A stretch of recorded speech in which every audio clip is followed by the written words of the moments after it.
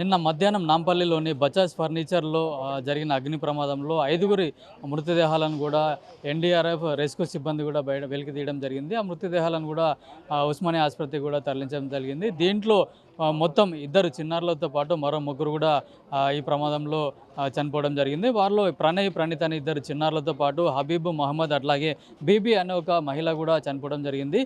ప్రణీత్ వాళ్ళ కుటుంబంతో పాటు ఇక్కడే ఉన్న సెల్లార్లో వాళ్ళు నివాసం ఉంటున్నారు. ఇక్కడే సెక్యూరిటీగా ఉద్యోగం చేసుకుంటూ కూడా ఇక్కడే ఉండడం జరిగింది. అయితే ఈ ప్రమాదం జరిగినప్పుడు కూడా 5 అంతస్తుల ఈ బిల్డింగ్ బజాజ్ ఫర్నిచర్ సంబంధించిన బిల్డింగ్ 5 అంతస్తుల బిల్డింగ్గా ఉంది. దాంట్లో సెల్లార్లో 2 సెల్లార్లో కూడా ఫర్నిచర్ను ఉంచడంతో జరిగిన అగ్ని ప్రమాదంలో పూర్తిగా 2 సెల్లార్లో ఉన్న ఫర్నిచర్ కూడా మొత్తం దగ్ధమైన పరిస్థితి అయితే ఉంది. దాంట్లో భాగంగా కింద సెల్లార్లో ఉన్న పిల్లలు కూడా వాళ్ళు ఎటు రాలేకపోవడం, సెల్లార్ పూర్తిగా ఫర్నిచర్ తోటి నిండి ఉండడంతో వాళ్ళు ఎక్కడికి బయటకు రాలేకపోయిన పరిస్థితి ఉంది. అయితే ఇక్కడే ఉన్న మహమ్మద్ అట్లాగే హబీబ్ కూడా చిన్నారులను రక్షించే సమయంలో రక్షించాలనే ఉద్దేశంతో వాళ్ళిద్దరు కూడా సెల్లార్లోకి వెళ్ళి అక్కడే వాళ్ళిద్దరు రక్షించలేక అట్లాగే వాళ్ళు కూడా ఊపిరాడక కూడా అక్కడే మరణించడం జరిగింది. వాళ్ళందరినీ కూడా ఉస్మానియా ఆసుపత్రికి అయితే తరలించడం జరిగింది. అయితే మనం ఇక్కడ చూస్తున్నాం, దాదాపు 23 గంటలు గడిచినా కూడా ఇక్కడే ఫైర్ సిబ్బంది కూడా మంటలను ఆర్పేస్తున్నారంటే ఎంతగా అక్కడ కింద ఫర్నిచర్ను డంప్ చేసిన పరిస్థితి ఉందో తెలుసుకోవచ్చు. గత 2 రోజుల క్రితమే చైనా నుంచి కూడా భారీ ఎత్తున ఫర్నిచర్లు తీసుకొచ్చి కింద డంప్ చేసినట్టుగా ప్రత్యక్ష సాక్షులు అయితే తెలియజేయడం జరుగుతుంది. పూర్తిగా ఆ సెల్లార్లోకి పోలేని పరిస్థితి ఉన్నప్పుడు ఎన్డీఆర్ఎఫ్ సిబ్బంది అట్లా ఫైర్ సిబ్బంది కూడా ఇక్కడ ఉన్న ఈ సెల్లార్ను మొత్తం తవ్వేసి కూడా కిందికి వెళ్ళి అక్కడ ఉన్న వాళ్ళను రక్షించే ప్రయత్నాలు అయితే చేయడం జరిగింది. అయితే వాళ్ళ ప్రయత్నాలు కూడా పూర్తిగా విఫలమై అక్కడ ఉన్న చిన్నారులు కూడా చనిపోవడం జరిగింది.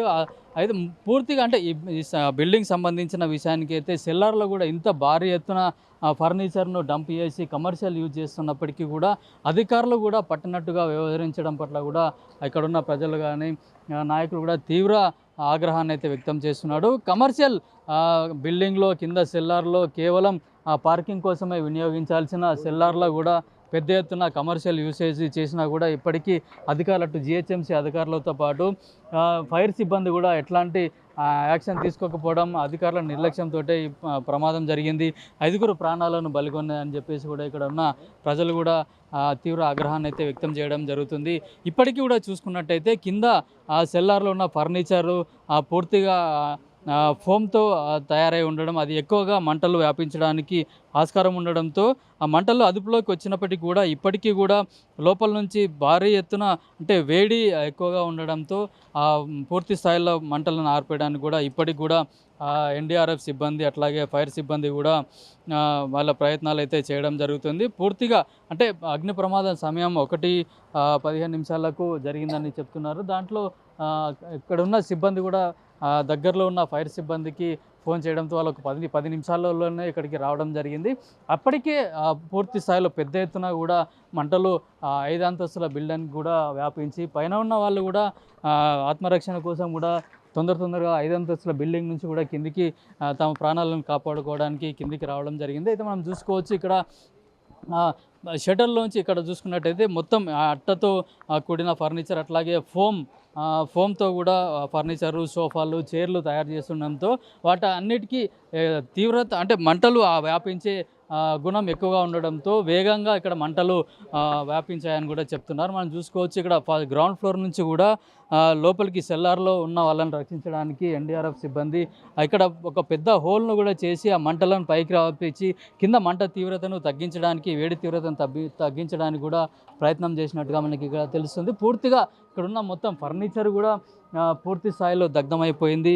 ఈ వేడికి తట్టుకోలేక లోపల ఉన్న చిన్నారులు పొగకి శ్వాస ఆడకు కూడా మూర్చిపోయిన పరిస్థితి ఉంది. వాళ్ళను రక్షించే క్రమంలో కూడా మరో 2 యువకులు కూడా లోపలికి వెళ్ళి తమ ప్రాణాలను కూడా కోల్పోయిన పరిస్థితి ఉంది. అయితే మనం ఇక్కడ లోపలికి వెళ్ళి చూద్దాం, అసలు లోపల పరిస్థితి ఏ విధంగా ఉందనేది కూడా తెలుసుకునే ప్రయత్నం చేద్దాం. మనం ప్రస్తుతం ఇక్కడ సెల్లార్లోకి వెళ్ళే మార్గంలో ఉన్నాం. ఇక్కడ మనం చూసుకున్నట్టయితే పూర్తిగా చైర్స్ అయితే ఏవైతే ఉన్నాయో ఇవన్నీ కూడా ఇక్కడే పూర్తిగా డంప్ చేసి ఉన్నారు. ఇక్కడ అగ్ని ప్రమాదం జరిగిన సందర్భంలో కూడా ఇక్కడ నుంచి బయటికి రాకుండా కూడా పూర్తిగా సెల్లార్లోకి అడ్డంగా పెట్టి ఉండడంతో తీవ్ర ప్రమాదం జరిగిందని చెప్పేసి కూడా హైదరాబాద్ కమిషనర్ సిపి సజ్జనార్ కూడా తెలియజేయడం జరిగింది. అట్లాగే డీసీపీ శ్రీవల్లి ఆధ్వర్యంలో అట్లాగే హైదరాబాద్ కలెక్టర్ హరిచందన కూడా నిన్న ఇక్కడికి వచ్చి పర్యవేక్షించిన సందర్భం పర్యవేక్షించారు. పూర్తిగా చూసుకున్నట్టయితే మనం ఇక్కడ సెల్లర్లో చూస్తున్నాం. ఇప్పటికీ కూడా లోపల నుంచి కూడా దట్టమైన పొగలైతే వ్యాపిస్తున్నాయి. ఇక్కడ ఎంత పెద్ద మొత్తంలో ప్లాస్టిక్ ఫర్నిచర్ని అయితే డంప్ చేసిన పరిస్థితి అయితే మనం ఇక్కడ విజువల్లో చూసుకోవచ్చు. ఎందుకంటే ఇక్కడ ఫర్నిచర్ పూర్తిగా ప్లాస్టిక్, అట్లాగే కింద కుషన్స్ ఉండడం, అవి ఎక్కువగా మంటలు త్వరగా వ్యాపించడానికి ఇవన్నీ వ్యాపిస్తాయి. అట్లాగే ఫర్నిచర్లో ఉన్న రెగ్జిన్తో పాటు ఫోమ్ కూడా త్వరగా మంటలు వ్యాపించి అంత తొందరగా ఆరిపోయే గుణం ఉండదు. అట్లాగే వేడిని ఎక్కువగా వ్యాపించే గుణం ఉంటుంది. కాబట్టి ఆ వేడికే పూర్తి స్థాయిలో ఇక్కడ ఇప్పటికీ కూడా ఇక్కడ నుంచి వేడి అనేది అయితే మొత్తం బయటకు వస్తే మనం చూసుకోవచ్చు. ఇక్కడ పూర్తిగా కొన్ని వేల సంఖ్యలో కూడా ఇక్కడ చైర్లు, ఫర్నిచర్లు కూడా ఇక్కడ ఏర్పాటు చేయడం జరిగింది. ఇక్కడే ఉన్న పిల్లలు కూడా ఈ అగ్ని ప్రమాదం జరిగిన సందర్భంలో బయటకు రాలేని పరిస్థితిలో వాళ్ళు మొత్తం ఇక్కడే చిక్కుకుపోయారు. వాళ్ళను కాపాడే సందర్భంలో కూడా ఒక ఇద్దరు యువకులు కూడా ఇక్కడ ప్రమాదంలో చనిపోయిన హృదయ విదారక ఘటన అయితే జరిగింది. దీనికి బాధ్యులు ఎవరు అనేది కూడా ప్రజలైతే ప్రశ్నిస్తున్నారు. గతంలో కూడా గుల్జార్ హౌస్లో, అట్లాగే ఈ మిగతా హైదరాబాద్ ప్రాంతంలో కూడా గత సంవత్సరం కూడా జరిగిన అగ్ని ప్రమాదాలలో నుంచి కూడా ఇప్పటికి కూడా అధికారులు కానీ ప్రభుత్వం కానీ తేరుకోలేదు. ఇట్లాంటి ప్రమాదాలకు అమాయకులు బలి కావడం పట్ల చాలా ఆగ్రహాన్ని అయితే ప్రజలు వ్యక్తం చేస్తున్నారు.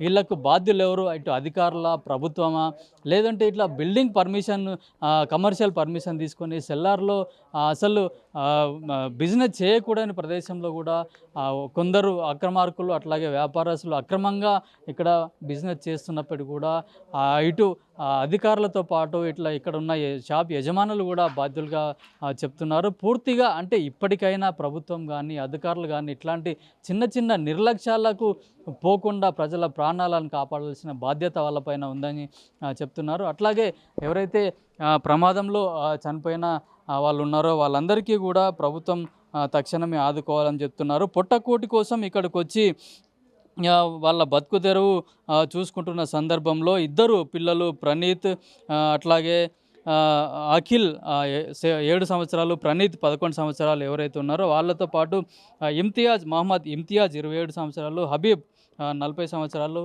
బీబీ 55 సంవత్సరాలన్న మహిళ కూడా ఈ ప్రమాదంలో చనిపోయిన పరిస్థితి అయితే ఉంది. ఇప్పటికైనా అధికారులతో పాటు ప్రభుత్వం కూడా కళ్ళు తెరిచి భవిష్యత్తులో కూడా ఇట్లాంటి ప్రమాదాలు జరగకూడదని చెప్పేసి కూడా ప్రజలు కోరుకుంటున్నారు. అయితే ఎవరిది నిర్లక్ష్యం?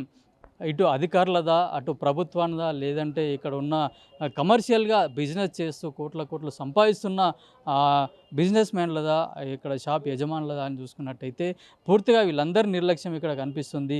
ఇప్పుడే మనం అక్కడ ఉన్న పిల్లల బంధువులు కూడా మాట్లాడడం జరిగింది. పూర్తిగా ప్రభుత్వ వైఫల్యం, అట్లాగే అధికారుల వైఫల్యం కూడా దీంట్లో ఉంది. కేవలం వాళ్ళు డబ్బుల కోసమే ఇట్లాంటి అక్రమ వ్యాపారం చేస్తున్నా కూడా ఎవరు పట్టించుకోవడం లేదు. ముక్కుపచ్చలాలని చిన్నపిల్లలు, బంగారు భవిష్యత్తు ఉన్న చిన్నపిల్లలు కూడా ఈ ప్రమాదంలో చనిపోయారు. వాళ్ళ తల్లిదండ్రుల కడుపు కోత ఎవరు తీరుస్తారు? ఎన్ని డబ్బులు ఇచ్చినా, ఎంత ఎక్స్గ్రేషియా ఇచ్చినా కూడా పోయిన పిల్లలు కూడా తీసుకురాలేరు కదా అనే ఒక హృదయ విదారకమైన మాటలు కూడా వాళ్ళు మాట్లాడడం జరిగింది. ఇప్పటికైనా అధికారులు, ఇటు నాయకులు, అట్లాగే ఇటు బిజినెస్ చేస్తున్న వ్యాపారస్తులు కూడా వాళ్ళు చిన్న నిర్లక్ష్యం కూడా వహించకుండా తగు జాగ్రత్తలు తీసుకోవాలని చెప్తున్నారు.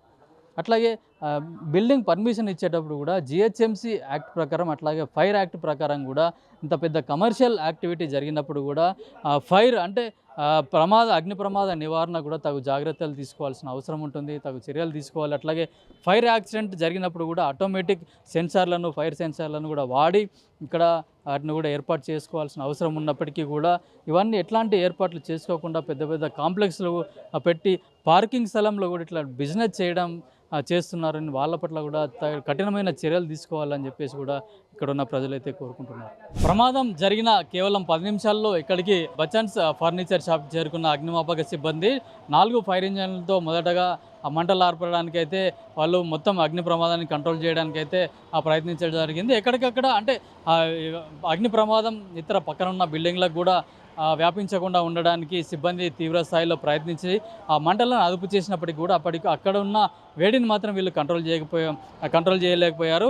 ఇక్కడ ఉన్న వాటర్ కూడా ఇక్కడే ఫైర్ ఇంజన్లో వాటర్ అయిపోయినప్పటికీ కూడా జిహెచ్ఎంసీ అట్లాగే హెచ్ఎండిఏ అధికారులు ప్రత్యేకమైన ట్యాంకర్లను కూడా తీసుకొచ్చి దాదాపు 20 గంటలుగా శ్రమించి మంటలను అయితే అదుపులోకి తీసుకురావడం జరిగింది. దాంతోపాటుగా అత్యవసర సమయంలో ఉపయోగించే ఆ రోబోను కూడా అగ్నిమాపక సిబ్బంది 2 రోబోలను కూడా వినియోగించి లోపల ఎవరైతే ఉన్నారో వాళ్ళని రక్షించడానికి ప్రయత్నం చేశారు. అట్లాగే మంటల తీవ్రత ఎంత ఉందనేది తెలుసుకునే ప్రయత్నం కూడా చేసి 2 రోబోలను కూడా పంపించి అగ్ని ప్రమాద తీవ్రత పెరగకుండా ప్రయత్నం చేశారు. దాదాపు 500 మంది సిబ్బంది కూడా ఈ అగ్ని ప్రమాద సంఘటనకు జరిగిన ప్రదేశానికి వచ్చి 500 మంది సిబ్బంది ఎన్డీఆర్ఎఫ్ అట్లాగే డిఆర్ఎఫ్ ఫైర్ సిబ్బంది, పోలీసు, హైడ్రా సిబ్బంది దాదాపు 500 మంది కూడా ఇక్కడ ఈ రెస్క్యూ ఆపరేషన్లో పాల్గొన్నారు.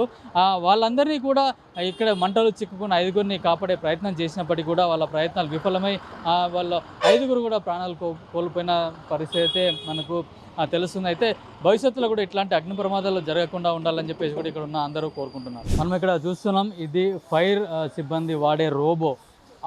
తీవ్రమైన అగ్ని ప్రమాదాలు జరిగినప్పుడు అట్లాగే డీప్గా అగ్ని ప్రమాదాలు అంటే చాలా లోతుగా ఎక్కడైతే అగ్ని ప్రమాదాలు జరుగుతాయో వాటి లోపలికి ఈ రోబోను పంపించి అక్కడ ఎవరైనా ప్రమాదవశాత్తు ఎవరైనా చిక్కుకున్నారా వాళ్ళని కాపాడడానికి, అట్లాగే ఎంతమంది అక్కడ ప్రమాదంలో చిక్కుకున్నారు, ఆ ప్రమాద తీవ్రత ఎంత ఉందో అని తెలుసుకోవడానికి ఇట్లాంటి లేటెస్ట్ టెక్నాలజీతో Telangana disaster response and fire service department ఇట్లాంటి రోబోలను అయితే వాడుతుంది. ఇది లేటెస్ట్ టెక్నాలజీతో తయారు చేయడం జరిగింది. దీన్ని పూర్తిగా అంటే ఎక్కడైతే భారీ స్థాయిలో అగ్ని ప్రమాదం జరుగుతుందో అక్కడ మంటలు ఎక్కువగా వ్యాపించకుండా ఉండడానికి, అట్లాగే ఫైర్ సిబ్బంది కూడా ఎవరైతే లోపలికి వెళ్ళలేని పరిస్థితి ఉంటుందో వాళ్ళందరి అట్లాంటి సమయంలో ఇట్లాంటి రోబోను ఉపయోగించి కూడా ఈ రోబోను ఉపయోగించి అగ్ని ప్రమాదాలు నివారించడానికి తెలంగాణ ఫైర్ డిపార్ట్మెంట్ లేటెస్ట్ టెక్నాలజీతో ఉపయోగించిన ఈ రోబోని అయితే వాడడం జరుగుతుంది. దీనికి ప్రత్యేకంగా వీల్స్ని అయితే ఉపయోగించడం జరిగింది. ఇవన్నీ మన యుద్ధంలో వాడే ట్యాంకర్లు ఏవైతే ఉంటుందో వాటికి చైన్ సిస్టమ్ ఏ విధంగా ఉంటుందో ఆ మోడల్లో రూపొందించడం జరిగింది. ఇది ఎందుకంటే ఇది అన్ని రకాల పరిస్థితుల్లో కూడా ఇది లోపలికి వెళ్ళగలుగుతుంది. అంటే ఎక్కువగా బురద ఉన్నా, మట్టి అని రాళ్ళు ఉన్నా కూడా దాన్ని తట్టుకొని అన్ని విధాలుగా పరిస్థితులను తట్టుకొని వెళ్ళడం జరుగుతుంది. మామూలు టైర్లు అంటే మన వెహికల్లకు ఉండే టైర్లు అయితే బురదలో కూరుకుపోయి జారిపోయే అవకాశం ఉంటుంది. కాబట్టి అట్లాంటి పరిస్థితిని తప్పించుకోవడానికి ఇట్లాంటి చైన్ సిస్టమ్ ఉన్న టైర్లను కూడా టైర్లకు చైన్ కూడా ఉపయోగించి చేయడం జరిగింది. ఇక్కడ నుంచి వాటర్ పంప్ పైప్ని అయితే ఇక్కడ కనెక్ట్ చేశారు. ఇక్కడ కనెక్ట్ చేయడంతో ఈ పైప్ నుంచి వచ్చి కూడా ఇక్కడ ముంగట ఉన్న నాజిల్ ద్వారా కూడా వాటర్ మొత్తం అగ్ని ప్రమాదాన్ని నివారించడానికి ఉపయోగిస్తున్నారు. దీంట్లో చాలా ఫోర్స్గా వాటర్ వచ్చి కెమికల్తో కూడిన వాటర్ను కూడా ఉపయోగించి ప్రమాదాన్ని నివారించడం చేస్తారు. ఇక్కడ ఇది లేటెస్ట్ టెక్నాలజీతో ఉపయోగించిన ఇది ఒక సెన్సార్ ఉంటుంది. అక్కడ వేడి తీవ్రత ఎంత ఉందనేది కూడా